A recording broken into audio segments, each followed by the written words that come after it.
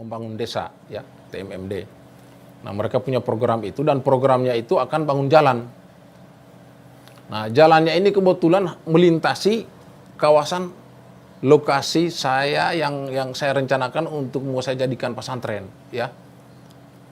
Begitu mereka buka peta, saya ini waduh benar ini lokasi saya dan mereka langsung garis. Ya mungkin itu nanti dikasih lihat petanya.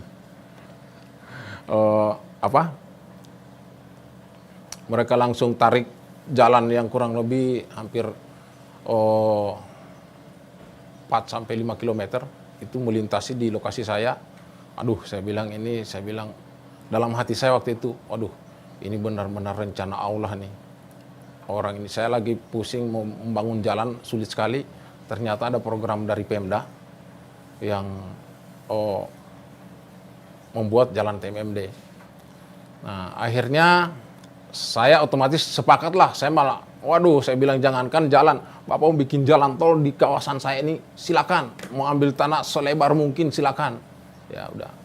Artinya sepakatlah. Dari pertemuan itu kami sepakat. Akhirnya dilanjutkan ke pertemuan dengan Pak Bupati. Waktu itu bupatinya masih Pak Rahmat Yasin. Dan ternyata karena ini klop, jadi semuanya saya itu mendapat dukungan full dari Pemda.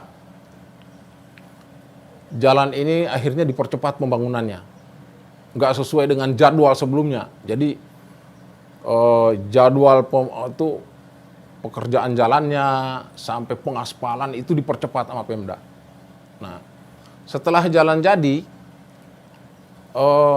waktu itu masjid kami juga udah selesai. Masjid yang di MQ1 yang dari Pohon Kelapa udah jadi. Nah, kita mulai bingung. Waduh, ini seandainya jalan ini duluan, mungkin kita bikin pesantrennya udah langsung di pinggir jalan raya. Tapi kan pada saat itu kan kita belum tahu nih. Nah, akhirnya jalan yang di Madinatul Quran itu ya, yang tahfiz masjid, itu kita jalankan terus. Dulu belum ada SMP, masih tahfiz. Dan di sini akhirnya Ustadz Fauzan udah bisa bawa tamu-tamu beliau tuh dari Madinah, ya. Bawa Madinah, meninjau ke sini. Akhirnya ada salah satu syekh mau menyumbang untuk pembangunan masjid, dibangun masjid baru sama tahfiz yang sekarang itu dibilangnya itu MQ2, ya. Nah, itu sumbangan dari syekh-syekh dari Madinah. Jadi setelah itu dibangun, tahfiz yang di MQ1 kita pindah ke MQ2. Dan yang MQ1 itu, yang bangunan awal itu kita jadikan SMP. Yang sekarang ya udah sampai kelas 2 lah. Muridnya sekarang udah mencapai 120. Ya alhamdulillah. Nah, kira-kira begitulah perjalanan rencana saya. Jadi awalnya emang pembangunan pesantren ini tidak direncanakan utuh dari awal. Jadi berjalan begitu aja. Jadi kita cuma menghayal, bercita-cita yang baik, Allah yang kasih jalan. Nah, di samping pasar ini, sebelah sana lagi itu kita udah siapin kurang lebih tanah 18 hektar.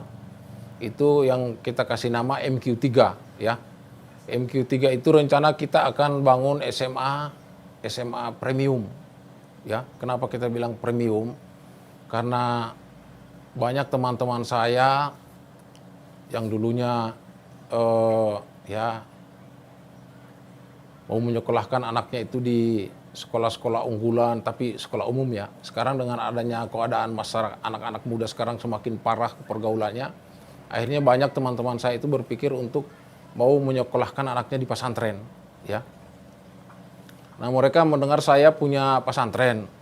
Nah, tapi kan yang namanya teman-teman saya dulu itu kan hidupnya kan kehidupan elit, ya. Jadi mereka mau sekolah, mau menyekolahkan anaknya di pesantren, tapi nanyanya pesantren kelasnya ada AC enggak? "Oh, kamarnya harus ada AC nggak?" Wah, saya bilang, "Kalau pesantren bukan begitu." Nah, akhirnya karena itu akhirnya saya berbincang-bincang dengan ustadz-ustadz teman-teman yang pengelola di sini. Udahlah kita bikin aja pesantren premium, ya. Nanti ya mereka pokoknya pasti maulah. Dan saya pikir sekarang ini kalau saya lihat banyak orang-orang kaya pingin sekolahin anaknya di pesantren. Tapi dengan persyaratan itu, fasilitasnya bagus. Ya mungkin kantinnya kayak itu kali ya, mungkin kayak Jiko atau apa. Ya karena kehidupan mereka udah begitu. Mereka mau sekolahkan anaknya di pesantren tapi kehidupan mewahnya itu mereka nggak bisa tinggalin. Nah itu akhirnya di MQ3 itu rencana kita bangun apa pesantren SMA premium ya, dan mungkin juga universitas. Ya itulah rencana kami untuk jangka panjangnya seperti itu. Nah, sekarang ini udah ada SMP, SMA, SMK ya. Yang sekarang SMA sama SMK-nya sedang lagi kita bangun di MQ2. Kira-kira begitulah cerita singkat saya mengenai perjalanan ya pembangunan pesantren Madinatul Quran dari cita-cita awal sampai sekarang. Ya demikianlah dari saya. Assalamualaikum warahmatullahi wabarakatuh.